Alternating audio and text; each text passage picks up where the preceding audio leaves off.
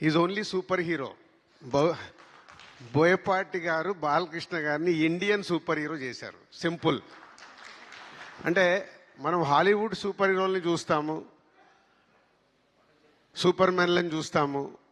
So first time ఒక దైవంతో కూడిన ఒక క్యారెక్టర్ని డిజైన్ చేసి అది ఈరోజు ఇండియన్ ఫిలిం ఇండస్ట్రీలో ఒక సూపర్ హీరోని చేయడం, అది బోయపాటి గారికి బాలకృష్ణ గారికి చెందింది. నేను సినిమా చూస్తున్నప్పుడు ఎపిసోడ్స్ వావ్, అఖండ క్యారెక్టర్ వస్తున్నప్పుడు అలా వావ్. చాలా ప్లేస్లోకి వెళ్తుంటే కొంచెం అంటే 58 సినిమాలు తీసిన ఎక్స్పీరియన్స్ కదా, సీనుకు తెలుసు. భద్ర తీసినప్పుడే ప్రతి ఒక్క సీన్ని జాగ్రత్తగా డిస్కస్ చేసుకున్నాం. వెళ్తుంటే కొంచెం అక్కడక్కడ లాజిక్లు మిస్ అవుతున్నాయి. తర్వాత నాకు ఒకటే అర్థమైంది, ఈ సినిమాకు వాళ్ళిద్దరికి లాజిక్లు అక్కర్లేదు, ఓన్లీ మ్యాజిక్ కావాలి అని. అదే మ్యాజిక్ చేశారు.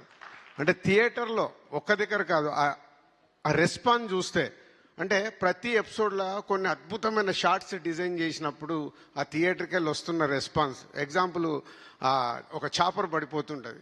చాపర్ పడిపోతుంటే జనాలందరూ పరిగెత్తుతున్నారు. తర్వాత దాన్ని బట్టి విష్ణు చక్రం లాగా తయారు చేసినప్పుడు థియేటర్లో ఈలలు గోలలు.